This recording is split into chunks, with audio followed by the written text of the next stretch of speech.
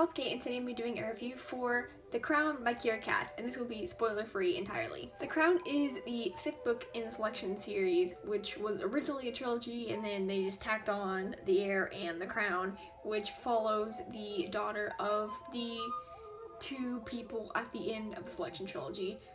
I assume people know who that is if you're watching this video, but I think I can get through without saying their names. In this book, Evelyn is trying to find a husband, and she's also dealing with family issues, and she's trying to cope with them and find a way to establish herself on the throne. Personally, I was not a fan of this book. I'm gonna be very blunt in this review because I didn't enjoy it.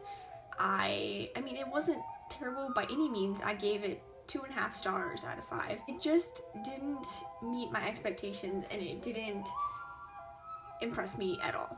I'm in the party of people that thinks that there was no need to add 2 books onto the Selection trilogy, because I love the Selection trilogy and I thought that it was fine as a trilogy, and I loved the way that it ended.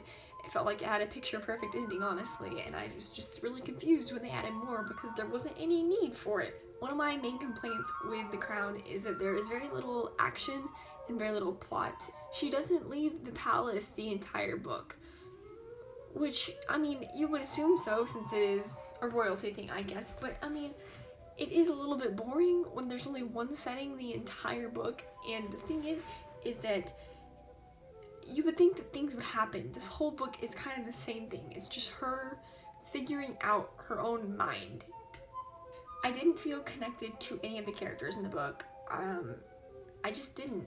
I mean, the previous characters I felt a little bit connected to because I did enjoy the Selection series, like I said, and I did like the characters from that series, but the new characters, I didn't feel connected to any of them, really. In The Heir, I really liked Kyle, but in this book, he seemed to just generalize, and he became less special to me.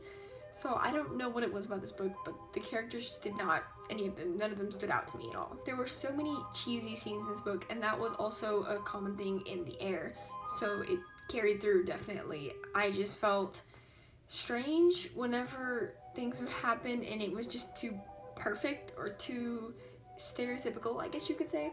I don't know if this is just me, but I think it's very strange that this is a fantasy book, or kind of dystopian kind of fantasy. It's hard to explain, but it's very strange to me that that's the environment that it is, and yet they talk about things like bowling and baseball and stuff. I don't know. That's a personal thing that I just don't like, the mixing of the two, the fantasy and the real life sports activities stuff. I don't know. It's strange. I don't know. To me, this book really read like a fan fiction, and that's not entirely a bad thing. I mean, fan fictions are great. They're just not what I look for when I read a novel.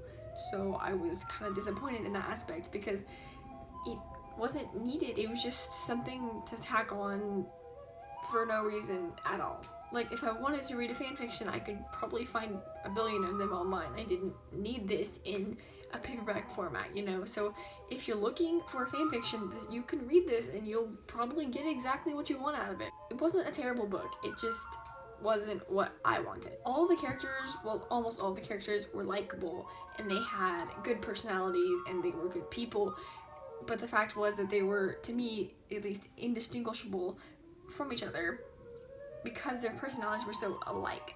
Every character was likable, and there were very minute things that you could tell apart from each other. And like, all of the guys in the part of Selection, they all acted the same to me, and I honestly forgot what they looked like, all of them, and I just none of them stood out. And that kind of goes along with how I didn't feel connected to any of the characters because they were not able to be distinguished from each other. I absolutely love the original trilogy of the Selection, so it really kind of breaks my heart that these last 2 books, The Heir and The Crown, did not meet up to how much I loved the previous trilogy, because I was really hoping that I would.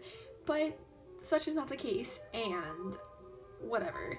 I'm still glad that I finished it because I can say that I've read the whole series, and I can know what happens. The good thing about this book is it did reveal maybe, I think, one thing that I didn't know about the Selection series that was cool, but that was one thing out of like, what was it? Probably 500 pages that I read of The Heir and the Crown. Like, it doesn't matter. It doesn't matter. So those were my thoughts on The Crown by Kiera Cass, and that's really all I have to say. Yeah. So I'll see you guys soon. Bye.